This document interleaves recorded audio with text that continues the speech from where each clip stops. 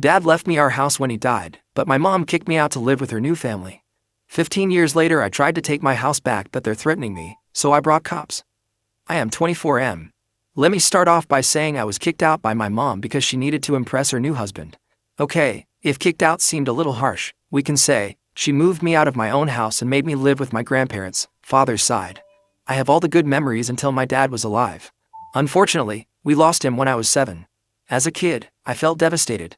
I was very close to my dad and sending him off inside a coffin broke my heart. I still remember that moment very clearly and it saddens me till date. While I was still processing the loss, my mom showed up with another man and insisted I call him dad. I was like, no way. I don't know if I was right or wrong, but I just didn't feel right to call him dad just within a few months of my own father's demise. After that first meeting, I often found him in my mom's bedroom and it was difficult to see how quickly my mom had moved on. She didn't even wait for a year before bringing my dad's replacement to the house. I was not ready to accept him as my dad's replacement. I had recently turned 8 when they planned their beautiful wedding. They had put up a pretty huge wedding for second-timers. Anyways, none of my business. She left me with my grandparents as she went on her honeymoon. A month passed by but she didn't turn up.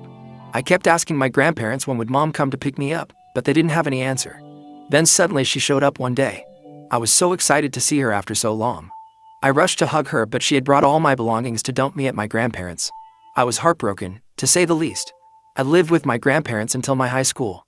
I was happy with them. My mom used to show up sometimes only to tell me how much she loved me and cared for me. Sometimes I used to question her that if she loved me so much, why had she dumped me at my grandparents'? She had no answer. She would try to cover it up by saying, oh, your grandparents are turning old, they need a helping hand to run their groceries and dump out their trash. It was much later that she admitted the actual reason. She had given my room to her stepchildren. Bill, mom's husband, had 2 children who moved into our house with Bill after their wedding. My mom prioritized her new family over me. It was natural for me to get resentful of her. So eventually I stopped bothering her. After high school, I moved out from my grandparents but I still visit them often. They were kind of savior for me. They have raised me. If not for them, my childhood would have been ruined. Now, I'm 24. After working for a year in marketing, I thought of starting my own venture. I needed capital for that. So, I thought of leasing my house. Oh, if I didn't mention this before, there's a bummer on the way for my mom and her loving family. Actually, the house in which they are living belongs to me. Yeah, that's right. My dad made a will on his deathbed and he very meticulously gave me every penny he had, including the house. I was a kid when his lawyer read his will after his funeral, but with the look on my mother's face, I can surely say that she was not liking it at all. Later, I got to know that she tried several times to overturn the will but she lost it every time. My dad had made the will very precisely that the house would be mine but I can sell/lease it only after I turn 21. Until then no one touches the property. My grandparents think that dad would have probably foreseen mom's plan and that's why he made a rigid will. Else she might have manipulated me in my childhood to give away the house to her. Last month, I called mom to inform her about my plan of leasing out the house but she didn't answer my calls. This week when I went to meet my grandparents I told them I was planning to make some extra bucks from the house. They gave a weird reaction. I asked them what's the matter. They said I might have to face a lot of resistance to vacate the house from mom because her stepdaughter is pregnant with a teenage boy who has run away from his responsibilities. Also, Bill has lost his full-time job and is working at a store in the evening. So, basically, they are in bad shape financially. Now I really don't know what to do. I mean, I also need that house now. I have quit my job and I need capital to start my business. Update 1. It became quite dramatic. Picking up from where I left. Like I said, my grandparents informed me that mom and her family are going through a rough patch so they might not vacate my house. I thought I'll inform mom about my plan and give them a few months' time to put their life together. Before that I was thinking of giving a month's notice, but knowing their situation, I thought of giving 3 to 4 months. Since mom was not answering my call, I went to meet her at home. The house was nothing as before and neither was my mom. Both had a cold vibe. Maybe she had sensed the motive behind my visit. On seeing me at the door, she gave out a fake smile and half-hearted hug. Mind you, we were meeting after almost a decade. Yeah, she stopped visiting me after I entered my teenage years. Yeah, I had turned bitter towards her. Why would I not? Even though we met after so many years, she didn't bother to ask me how I had been. She was not interested in knowing anything about me. It was like, oh, you're here. Must have been something important that brought you to my doors. The pleaser in me said, oh no, nothing important. Just came to check on you. It's been a long time. She smiled and said, sure it is. A wave of silence followed for another 5 minutes until I stood up to leave. It was definitely unpleasant. I didn't feel welcomed at all. Besides mom, my pregnant stepsister was also home and she too gave me a very bad look as if I was there to create some sort of trouble. For the moment, I dropped the idea of taking back the house.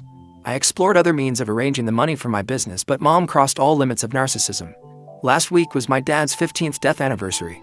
My grandparents held a small prayer ceremony at the church. Since I was in the town, I decided to have a decent ceremony by feeding the poor and giving off some gifts to the underprivileged children.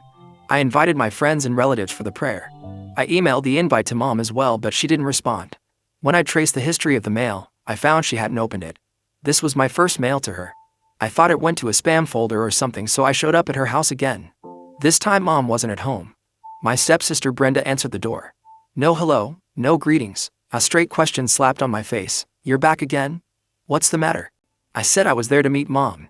She said, with the way she spoke to you last time, do you think she wants to meet you again?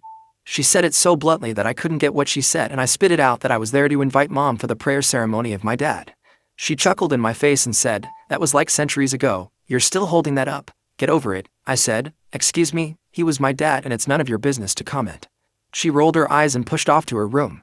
I sat there like an idiot for a few more minutes and then I left a note for Mom at the table. I asked her to call me back. She called me the next day and I told her about the prayer ceremony.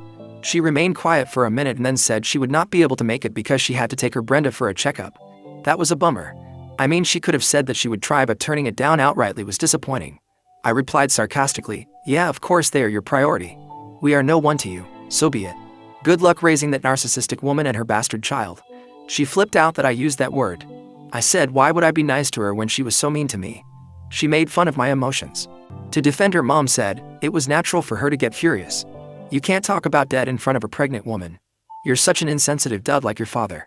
The moment she said that, I lost my mind. I yelled at her that she should not talk trash about my father. If anyone who's insensitive here, it has to be her, the way she was talking about my dead father. She said, your father died 15 years ago, goddamn get over it. I said, sure, the way you did, within weeks or maybe days, who knows. You know what, you don't need to come. My father would not like your prayer after seeing your true colors. I hung up the phone saying this. The same day I hired a lawyer and started the process of sending a legal notice of eviction. The lawyer took some 15 days to validate my dad's will and send the notice to Mom. As expected, when the eviction notice reached them, she freaked out. Apparently, she never thought I would go to such lengths to extract my revenge on her for not attending Dad's prayer ceremony. I laughed at her voicemail and blocked her. When she couldn't contact me anywhere, she showed up at my grandparents' place. I wasn't there at that time. Oh yeah, I'm living with my grandparents again until I put my life together. My mother requests my grandparents to convince me to withdraw the eviction notice. My grandparents are calm and nice people, that's why they didn't throw her out. They said they don't have any say in this, it's my property and I get to do anything I want. Fair enough.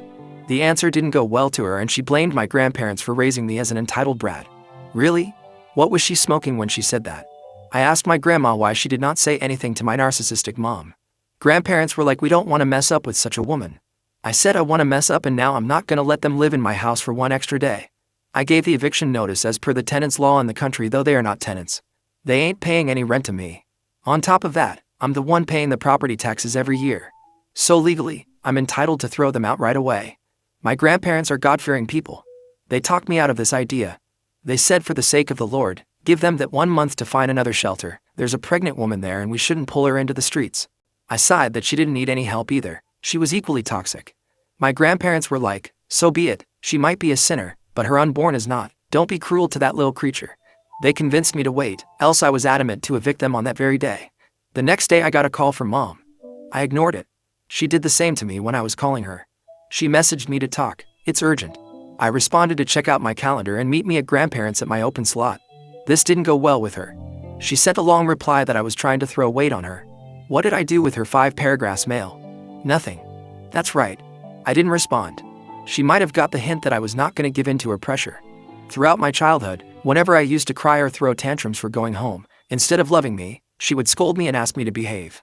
She would petrify me to be a good lad and not throw tantrums. This was her parenting style and it worked. In order to keep her happy and not mess up with her, I would stop sobbing. But after she left, I would sulk at the corner of the house for hours. Not anymore. It's time for her to sulk, but sadly she won't have a corner to herself. So she came to meet me and I deliberately made her wait for an hour. She got anxious. I asked my grandparents to stay out of it. She kept asking them about me. They said they don't know and swiftly pushed back to their room. When I arrived to meet her, she gave me a look of, where the hell were you? I have been waiting here for an hour, but she didn't say anything. She sat there with a straight face. People in her situation would have tried to please me but remained solid on her grounds. She said, "Okay, let me start. I can't sit here forever. I have jobs to do," I murmured under my breath. "Oh sure, you do. Finding a house is a difficult job." She gave me an annoyed look and said, "What is this notice about?" I replied, "It is written in English. I'm sure you can read that, or do you want me to do that for you?" She was absolutely pissed off. She threw the notice at my face and said she was not going to vacate the house on the basis of some stupid notice. After she was done yelling, I said, "Then let's wait and witness the repercussions of not following the court order." She was like, "I gave birth to you, don't you try to outsmart me. That house is of my husband and no one can throw me out from there." I said, "Surely, a legal heir can." I was responding to her calmly in order to piss her off, and she did get pissed off. But the moment she referred to my dad as her husband, I lost my mind. Really? You have the audacity to call him your husband when you skipped his prayers saying he was history. You don't deserve his house. You are just squatters, and I'm gonna free that house from all leeches. She stood up and said she was done being nice to me and now I'll have to deal with her lawyer. I laughed and said, "Sure, by all means. We still have 20 days to go. Let's see what next she pulls up from her sleeves." Update 2. I got the house after a lot of tussle. Like I mentioned in my earlier post, I gave 30 days notice to mom and her family to evict the house. She came to me and tried to gaslight the entire thing. I shut her down and she leaves. The next series of events was nothing but pure narcissism by them. Could you believe that her stepdaughter, Brenda, came charging at me and on top of that threatened to press a harassment case on me? She was playing her pregnancy victim card, like I can do anything I want because I'm carrying a child inside me. I said, "Woman, pregnancy is not a ticket to get away with your nuisance." She tried to mess up with my grandparents until we showed her the camera installed across the house. I said, "One more time you set your foot here, I'm gonna get you arrested." Then comes my mother to defend her golden stepdaughter. She accused me of abusing and mentally torturing her pregnant Brenda. She said she is gonna sue me for this. I said, "Sure, let the judge decide basis the camera footage." When she no longer could win through force, she mellowed down. She started sobbing and said what did she do wrong in raising me that I became a self-centered individual. She started blaming herself for not raising me properly. She in fact brought my dead father in between and said it was his fault that he died so early and didn't give me a proper upbringing. I said, "Hold on, if anyone is to be blamed, it has to be you. Not for raising me wrong, because you never raised me. I'm raised by my grandparents and they did a pretty good job. You should feel sorry for abandoning me, but you know what, glad you didn't raise me. I see how badly you have raised your stepdaughter." I brought up her teen pregnancy thing also. I know I shouldn't have done moral policing, but in the moment of rage, I did. Naturally, she got furious at me. I realized that I had overstepped my boundaries, so I remained quiet after that. I said I didn't want to get into any further talks. I just want my property back. I have let them live there for free for so many years. Now I really need it. I tried to make her understand my situation, that I had quit my job and needed money to start my business. So, I would be leasing the house. She flipped out that I was throwing them out only to let other strangers live there. I said the other strangers are going to pay me rent. If you agree to pay, you can live there. She again freaked out that I was bringing money into the family matters. I said, "There ain't any family here. You threw me away like a pile of garbage and hardly checked on me. My birthdays, Christmas, Thanksgiving, you barely showed up, and even when you did, you made me feel that you were doing me a favor. What kind of mother does that? A mother like you, right?" She tried all means to manipulate me, gaslighting, guilt-tripping, and her usual ones, anger. When she understood that I got no chills, she left. You guys are thinking that they vacated the house after that. A big no. They didn't. Mom's loser husband was yet to come into the picture. That shit-headed man sent me a voicemail. "Dude, you don't know who you are messing up with. I can deadlift you and make you plead for your life. One punch on your face and you're gonna forget about the house. You show up at my door again, I'm gonna knock you out." That dude is big and he loves to flaunt it. I don't know much about him, but my grandparents cautioned me not to mess up with him. He is a bully. Sure he is, but he is dumb at SS. He laid out the evidence against himself by threatening me over voicemail. I didn't respond to him because I wanted a bigger dude to handle him, the cops. On the supposed day of eviction, I went to the station and registered a case of threats. I had a solid evidence. My lawyer walked down with me to the station and requested the cops to accompany us for the eviction. Initially, they were not ready to come. They said call us if they caused trouble, but we didn't want to deal with the squatters by ourselves. Some cash helped in getting them on board and they accompanied us. When I reached the house with my lawyer, they, Mom, Bill, and Brenda, started cussing us. Her loser husband even came out with a hockey stick, but as soon as they saw the cops' vehicle behind our car, he stepped back. The cops showed them the eviction notice and asked them to leave. They were so confident of chasing me out that they didn't even pack their stuff. They asked the cops to give them a further 1 month's time. The cops looked at me and I said, "No way. Not after all these threats." They started using Brenda's pregnancy to buy a few more days, but I put my foot down and said, "Now. I got some weird looks from the cops that I was insensitive, but I was following the legal route, so no one had any say. They further bargained to give a day's time. I said 3 hours from now. They gave me looks of bitterness. Bill even tried to brush his shoulder against me with red eyes. The cops yelled, "Get moving," more of packing and less of giving looks. We all left after that. The cops asked them to hand over the keys at the station from where I would pick it up. We had to pay the cops extra bucks to facilitate this, and it was completely worth it. Who want to deal with those squatters? My lawyer suggested I take a restraining order against them on the property in case they want to come back and harass me or the tenants. They're well capable of doing that. We took it, and the cops shared a copy of the restraining order with them and explained the consequences of violating it. The paleness on their faces was unmissable. So finally I got the house and I have put it up for lease. I hope to get a good deal and I'm able to start my business as soon as possible. Enough of dealing with the shit-headed people. This would mostly be my last update unless they come back to mess up with me again. Thanks for reading this and supporting me throughout. Now on to the next story. Story 2. Caught my high school sweetheart cheated on me with her college professor after 8 years together. So I got him fired and ruined her career. Now I'm single and don't know how to move on. I, 25 male, recently found out that my girlfriend, 25 female, has been cheating on me with a college professor. I'm honestly still shocked and hurt by the news. She completely broke my trust and I don't know how I'm supposed to move on. She and I were high school sweethearts. I've known her my entire life. We even used to have play dates together as children. When we got into high school, we started dating in our sophomore year and we have been together ever since. Everybody thought that we were going to be together forever. We were even voted as the best couple every year during high school. She got into an Ivy League college in our state, but my grades have never been close to what hers were. While she was in college, I took a job at a realtor firm, planning on getting my license when I knew the industry a little bit better. We would always visit each other on the weekends because we weren't too far away, but I had some concerns while she was in college. I never thought that she was cheating on me then, but I felt insecure about the possibility of it. Honestly, both of us came from nothing and I was worried she would realize she could do better with her life and leave me.